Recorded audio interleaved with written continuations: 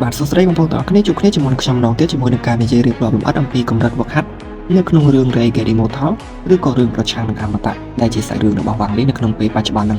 ដោយកម្រិតវឹកហាត់នៅក្នុងរឿងវ៉ាងលីហ្នឹងគឺគេបែងចែកវាទៅជា4ជំហានធំៗដោយជំហានទី1ហ្នឹងគឺជាការយល់ដឹងអំពីច្បាប់នៃធម្មជាតិពិភពលោករីឯជំហានទី2គឺជាការស្វែងយល់នៅនិព្វានទាំង3ចូលមកជំហានទី3វិញគឺជាការស្វែងយល់និងការប្រើប្រាស់នៅធម៌ពលតើហើយជំហានទី4ដែលជាជំហានចុងក្រោយហ្នឹងគឺជាការយល់ដឹងអំពីច្បាប់នៃធម៌ពលតើពេញលេញហើយកុំខាត់ពេលវេលាទេយើងចូលទៅដល់ជំហានទី1តែម្ដងដែលជាជំហានគោលធំនឹងដោយជំហានទី1ហ្នឹងគឺគេបែងចែកវាទៅជា7កម្រិតហើយនឹងកម្រិតផ្លាស់ប្ដូរចំនួន2ដោយកម្រិតទី1នៅក្នុងជំហានទី1នេះគឺមានឈ្មោះថា Chi Condition ដែលបកជាខ្មែរមកកម្រិតនៃការបង្ហាប់ឈីហើយនៅក្នុងកម្រិតនៃការបង្ហាប់ឈីហ្នឹងគឺមនុស្សម្នាក់ហ្នឹងត្រូវបង្ហាប់ឈីចាប់ពីស្រទាប់ទី1ដល់ស្រទាប់ទី15ទើបមនុស្សម្នាក់ហ្នឹងអាចបំបែកចូលទៅក្នុងកម្រិតទី2បានហើយចូលមកដល់កម្រិតទី2បន្ទាប់គឺមានឈ្មោះថា Foundation Establishment ដែលបកជាខ្មែរមកកម្រិតនៃការបង្កើតគ្រឹះដោយកម្រិតនៃការបង្កើតគ្រឹះហ្នឹងគឺគេបែងចែកវាទៅជា3ថ្នាក់មានដូចជាថ្នាក់ដំបូងកណ្ដាលហើយនិងចុងក្រោយចូលមកដល់កម្រិតទី3បន្ទាប់គឺមានឈ្មោះថា Core Formation ដែលបកជាខ្មែរមកកម្រិតនៃការបង្កើត Snow ហើយកម្រិតនៃការបង្កើត Snow ហ្នឹងគឺគេបែងចែកវាទៅជា4ថ្នាក់ទៀតដោយមានថ្នាក់ដំបូងកណ្ដាលចុងក្រោយហើយនិងកំពូលចូលមកដល់កម្រិតទី4វិញគឺមានឈ្មោះថា Nansenzo ដែលបកជាខ្មែរមកកម្រិតប្រលឹងដើមកំណើតហើយកម្រិតប្រលឹងដើមកំណើតហ្នឹងគឺគេបែងចែកវាទៅជា4ថ្នាក់ទៀតមានដូចជាថ្នាក់ដំបូងថ្នាក់កណ្ដាលចុងក្រោយហើយនិងថ្នាក់កំពូលបន្តមកទៀតយើងចូលមកដល់កម្រិតទី5ដែលកម្រិតទី5ហ្នឹងមានឈ្មោះថា Soul Formation ដែលបកជាខ្មែរមកកម្រិតនៃការបង្កើតប្រលឹងហើយកម្រិតនៃការបង្កើតប្រលឹងហ្នឹងគឺគេបែងចែកវាទៅជា4ថ្នាក់ដូចគ្នាមានដូចជាថ្នាក់ដំបូងថ្នាក់កណ្ដាលថ្នាក់ចុងក្រោយហើយនិងថ្នាក់កំពូលបន្តមកទៀតយើងចូលមកដល់កម្រិតទី6ដែលមានឈ្មោះថា Soul Transformation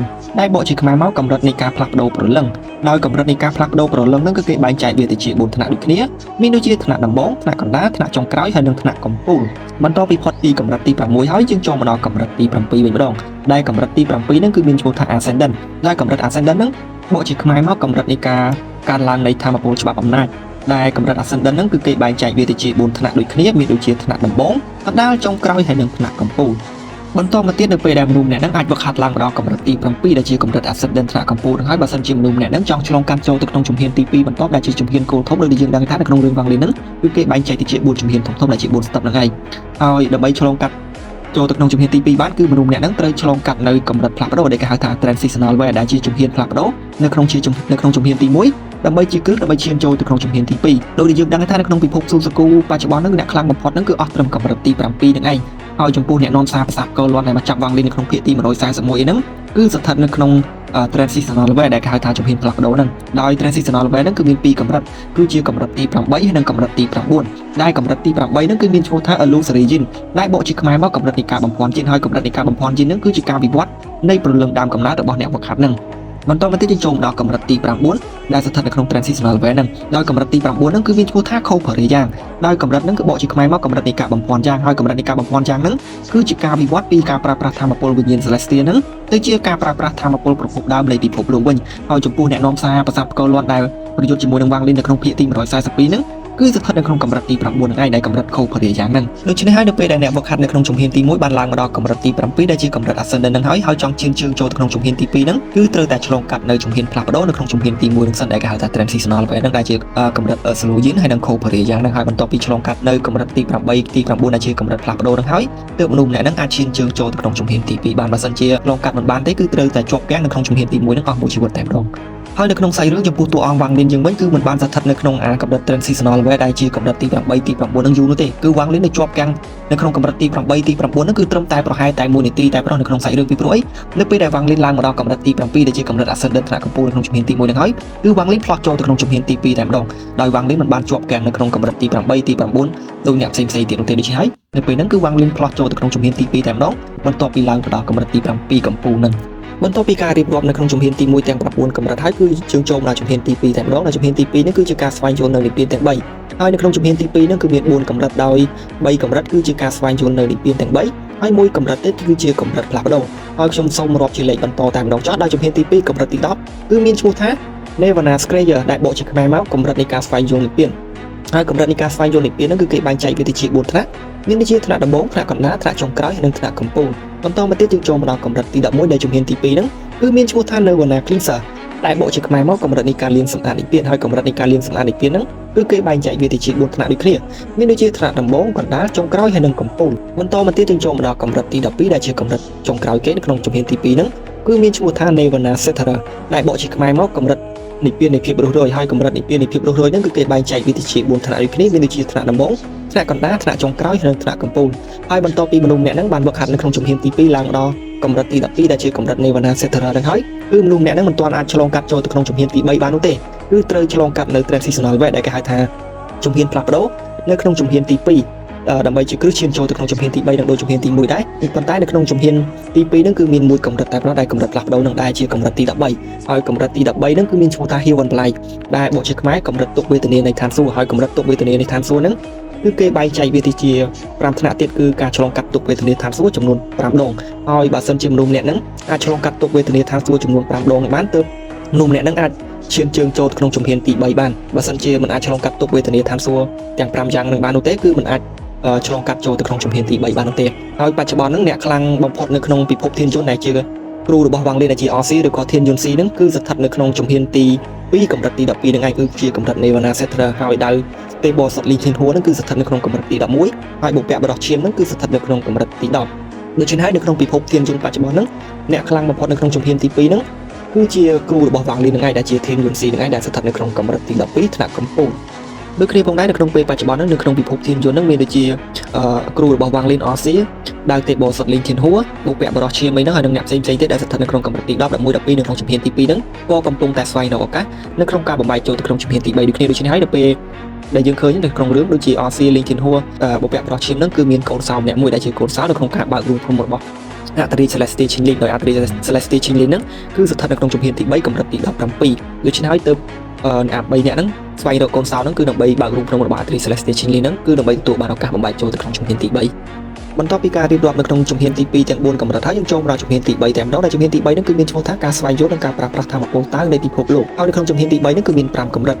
ដោយកម្រិតទី14នៅក្នុងជំហានទី3ហ្នឹងគឺមានឈ្មោះថា Nirvana Void ដែលបកជាខ្មែរមកកម្រិតនិព្វាននៃភាពវឹកវរហើយកម្រិតនិព្វាននៃភាពវឹកវរហ្នឹងគឺឡើងមកបន្ទាប់ពីមនុស្សម្នាក់ហ្នឹងឆ្លងកាត់នៅច្រកទ្វារដ៏អស្ចារ្យដែលគេហៅថា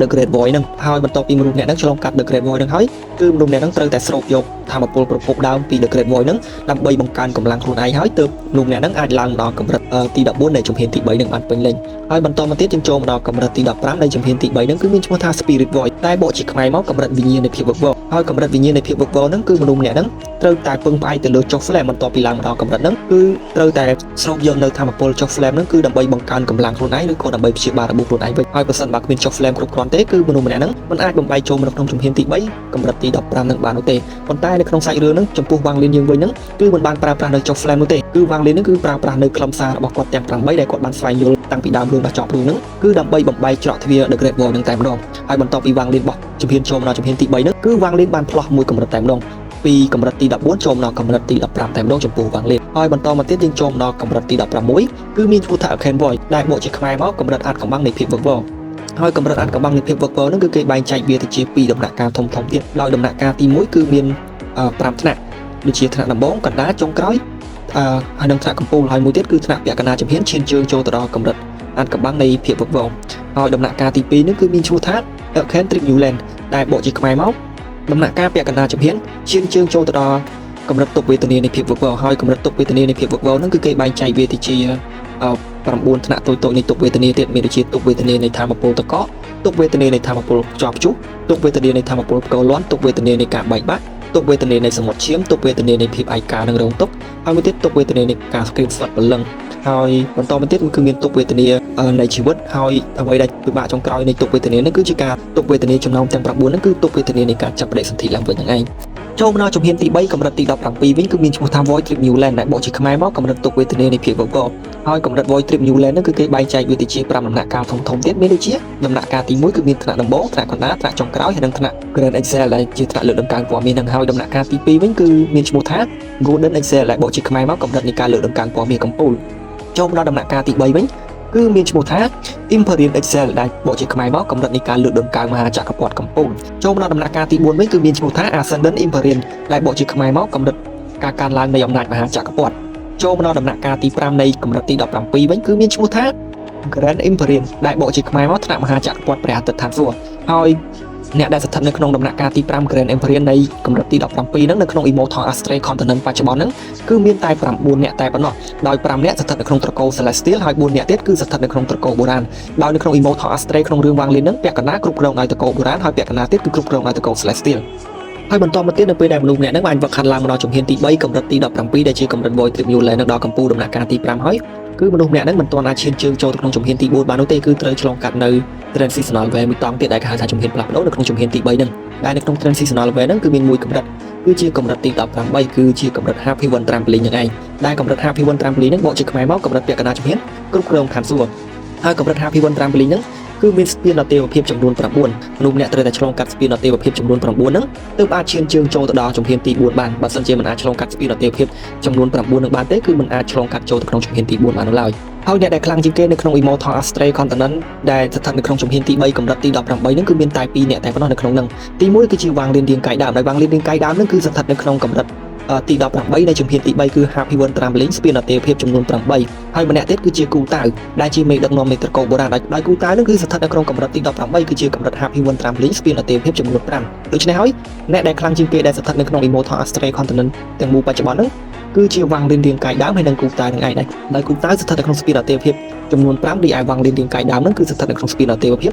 ចំនួន8ហើយខ្ញុំសូមបញ្ជាក់បន្តិចចុះថាហេតុអ្វីបានជា Wang Lin រាងកាយដើមហ្នឹងស្ថិតនៅក្នុងកម្រិតទី18 Happy One Trampoline ស្ពានអទេវភាពចំនួន8គឺដោយសារតែរាងកាយដើមរបស់ Wang Lin បច្ចុប្បន្នហ្នឹងគឺមិនដែលបង្ហាញខ្លួនទេគឺរាងកាយដើមរបស់ Wang Lin បច្ចុប្បន្នហ្នឹងគឺបង្ហាញខ្លួនតែពេលដែលជួយលីវបានឲ្យរស់ឡើងវិញតែប៉ុណ្ណោះហើយសាច់រឿងបច្ចុប្បន្នហ្នឹងគឺអ្នកដែលដើរតួហ្នឹងគឺជា Lumo ហ្នឹងគឺជារាងកាយក្លូនរបស់ Wang Lin រាងកាយដើមហ្នឹងហើយ Lumo ហ្នឹងហើយគឺជាអ្នកដែលបានបង្កើតរាងកាយ Ancient God ឡើងមករួមជាមួយនឹងឈឹងនាវហ្នឹងដូច្នេះហើយសាច់រឿងបច្ចុប្បន្នហ្នឹងគឺយើងមើលដំណើរសាច់រឿងរបស់ Lumo តែប៉ុណ្ណោះហើយរាងកាយដើមរបស់ Wang Lin ហ្នឹងគឺមិនដែលចេញក្រៅនោះទេទាល់តែពេលដែលLumo រកវិធីជួយឲ្យ Li Muwan រស់ឡើងវិញហើយទើបរាងកាយដើមហ្នឹងចាក់ចេញមកដើម្បីដាស់ជួយជីវិតឲ្យ Li Muwan រស់ឡើងវិញដូច្នេះហើយសរុបសេចក្តីមករាងកាយដើមរបស់ Wang Lin ហ្នឹងគឺមិនដែលចេញសោះតែម្ដងតាំងពីដើមរឿងដល់ចប់រឿងគឺចេញតែពេលដែលជួយ Li Muwan តែប៉ុណ្្នឹងឯងហើយសាច់រឿងបច្ចុប្បន្នហ្នឹងគឺជាគម្រោងការរបស់ Lumo តែប៉ុណ្ណោះដែល Lumo ហ្នឹងគឺបានមកកើតរាងកាយ Ancient God មករួមជាមួយនឹងរាងកាយឆឹងនាវនឹងឡើងមកហើយកុំឲ្យវែងឆ្ងាយទេខ្លាចបងប្អូនទាំងអស់គ្នាវល់កន្លែងហ្នឹងចាំខ្ញុំមានពេលខ្ញុំធ្វើវីដេអូបញ្ជាក់លម្អិតជូនកន្លែងនិយាយពីរាងកាយរបស់ Wang Lin ហ្នឹងហើយបន្តមកទៀតយើងចូលមកដល់ជំហានទី4តែម្ដងដែលជាជំហានចុងក្រោយគេនៅក្នុងរឿង Wang Lin ហ្នឹងដល់ជំហានទី4ហ្នឹងគឺមានឈ្មោះថាការយល់ដឹងច្បាស់អំពីធម៌ពលតៅនៃពិភពលោកហើយនៅក្នុងជំហានទី4ហ្នឹងគឺមានតែមួយកម្រិតតែប៉ុណ្ណោះដែលជាកម្រិតទី19ដែលកម្រិតទី19ហ្នឹងគឺមានឈ្មោះថា Heaven Trampoline ដែលបកជាខ្មែរមកកម្រិតនៃការគ្រប់គ្រងឋានសួគ៌ហើយកម្រិត Heaven Trampoline ហ្នឹងគឺតម្រូវឲ្យមនុស្សម្នាក់ហ្នឹងឆ្លងកាត់ស្ពានអទេវភាពចំនួន9ទើបមនុស្សម្នាក់ហ្នឹងអាចឈានជើងមកដល់ជំហានទី4កម្រិតទី19ហ្នឹងបានហើយនៅក្នុងពិភពលោករបស់ Wang Lin បច្ចុប្បន្នហ្នឹងអ្នកដែលស្ថិតនៅក្នុងជំហានទី4កម្រិតទី19កម្រិត Heaven Trampoline ហ្នឹងគឺមានប្រហែល3នាក់ដែល Wang Lin បានជួបនៅពេលដែល Wang Lin ហ្នឹងបានឆ្លងកាត់ស្ពានអទេវភាពចំនួន9ហើយឈានជើងមកដល់ជំហានទី4ដោយម្នាក់ហ្នឹងគឺមានរូបរាងដូចជា Aussie អញ្ចឹងប៉ុន្តែគឺមិនមែនជា Aussie នោះទេហើយម្នាក់ទៀតគឺមានរូបរាងដូចជាបរិសុទ្ធដោយទៀប Lin Tianhua ដែរប៉ុន្តែក៏មិនមែនជា Lin Tianhua ដែរហើយពីរនាក់ហ្នឹងគឺបានឡើងមកដល់ជំហានទី4កម្រិតទី19ហ្នឹងមុន Wang Lin ហ្នឹងអស់រយៈពេលរាប់ពាន់ឆ្នាំមកហើយ Wang Lin ហ្នឹងគឺជាអ្នកទី3ដែលបានឡើងមកដល់ជំហានទី4កម្រិតទី19ដូច្នេះហើយកម្រិតវឹកហាត់នៅក្នុងរឿង Reigate Immortal ឬក៏រឿងប្រឆាំងនឹងអមតៈដែលជាសាច់រឿងរបស់ Wang Lin ហ្នឹងគឺអស់ត្រឹមជំហានទី4ហ្នឹងឯងដែលជាជំហានទី4កម្រិតទី19ហើយនៅមានកម្រិតបន្តទៀតនៅពេលដែល Wang Lin ហ្នឹងឡើងទៅពិភពផ្សេងមួយទៀតតគ្នានឹងឯងវាដូចតែខ្សែស្រឡាយរឿងសៀវយឺននាមតង់មួយឈិនចូលយន់លួយដូចតែគ្នាហ្នឹងគឺតតែឡើងទៅពិភពផ្សេងមួយទៀតទើបវាមានកម្រិតថ្មីទៀតហើយខ្ញុំនិយាយនេះគឺនិយាយតែត្រឹមកម្រិតវឹកហាត់នៅក្នុងរឿង Wang Lin តែម្ដងដែលស្ថិតនៅក្នុង Immortal Astray Continent ឬក៏រឿង Reigate Immortal ហ្នឹងបន្ទាប់ពីបាននិយាយរៀបរាប់អំពីកម្រិតវឹកហាត់គោលទាំង4ជំហានធំៗដែលគេបែងចែកទៅជា19កម្រិតហ្នឹងហើយឥឡូវហ្នឹងគឺយើងចូលមកដល់ការវឹកហាត់របស់ពពួកត្រកូលបុរាណម្ដងដែលពពួកត្រកូលបុរាណនេះគឺជាអ្នកគ្រប់គ្រងពាក់កណ្ដាលនៃ Immortal Astray Continent បច្ចុប្បន្នដូចយើងដឹងថានៅក្នុង Immortal Astray Continent ហ្នឹងគឺគេបែងចែកទៅជាអ្នកគ្រប់គ្រង2ទី1គឺជាត្រកូល Celestial ហើយទី2គឺជាត្រកូលបុរាណហើយការវឹកហាត់របស់ត្រកូលបុរាណហ្នឹងគឺខុសពីត្រកូល Celestial ដោយការវឹកហាត់របស់ត្រកូលបុរាណហ្នឹងគឺគេគិតទៅជាចំនួនផ្កាយវិញហើយត្រកូលបុរាណហ្នឹងគឺគេបែងចែកទៅជាសាខាធំចំនួន3ដោយសាខាទី1គឺជាប្រទេសតាវបុរាណដែលកាន់កាប់ខាងផ្នែកវឹកហាត់របស់ព្រះបុរាណទី2គឺជាប្រទេសជីបុរាណកាន់កាប់ខាងផ្នែកវឹកហាត់របស់បិសាចបុរាណទី3គឺជាប្រទេសស៊ីបុរាណកាន់កាប់ខាងផ្នែកវឹកហាត់របស់អារ្យបុរាណហើយក្នុងចំណោមការវឹកហាត់ត្រកូលទាំង3ហ្នឹងគឺការវឹកហាត់របស់ព្រះបុរាណគឺខ្លាំងជាងគេបន្ទាប់មកគឺជាបិសាចបុរាណហើយចុងក្រោយគេគឺជាអារ្យបុរាណដែលខ្សោយជាងគេប៉ុន្តែដែនកំណត់របស់ត្រកូលសាខានីមួយៗហ្នឹងគឺអស់ត្រឹមតែ9ផ្កាយតែប៉ុណ្ណោះបើសិនជាចង់ឡើងទៅដល់ផ្កាយទី27ហ្នឹងគឺតម្រូវឲ្យមនុស្សម្នាក់ហ្នឹងវឹកហាត់នៅសិល្បៈនៃការរួមបញ្ចូលរបស់ត្រកូលទាំង3ប៉ុន្តែសិល្បៈនៃការរួមបញ្ចូលត្រកូលទាំង3ហ្នឹងក៏វាគ្រោះថ្នាក់ខ្លាំងដែរបើសិនជាបរាជ័យគឺស្លាប់តែម្ដងអ្នកដែលបានរៀនអក្ខរាវិរុទ្ធនៃការរួមបញ្ចូលសិល្បៈត្រកូលទាំង3ហ្នឹង ហើយកុំឲ្យវែងឆ្ងាយទៀតខ្ញុំសូមនិយាយអំពីកម្រិតវឹកហាត់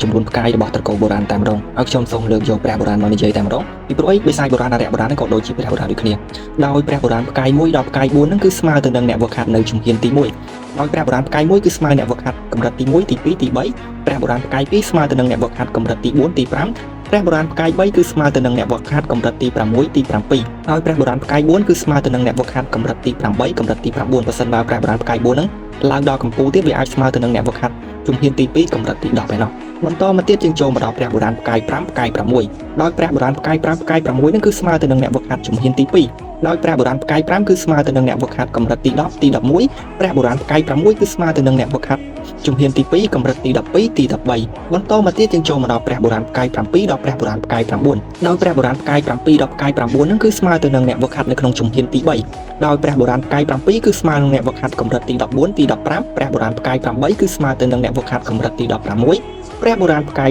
9គឺស្មើទៅនឹងអ្នកវឹកហាត់កម្រិតទី17ហើយបើសិនជាចង់ឡើងទៅដល់ផ្កាយ27ដោយដែលខ្ញុំនិយាយមុនហ្នឹងគឺតើតែរៀនសិល្បៈនៃការរួមបញ្ចូលត្រកូលទាំង3គឺការរួមបញ្ចូលព្រះបុរាណបិសាចបុរាណហើយនិងអរិយបុរាណហ្នឹងរួមបញ្ចូលគ្នាទើបឡើងទៅដល់27ផ្កាយហើយបន្ទាប់ពីការរួមបញ្ចូលហ្នឹងហើយទើបខ្លាចទៅជ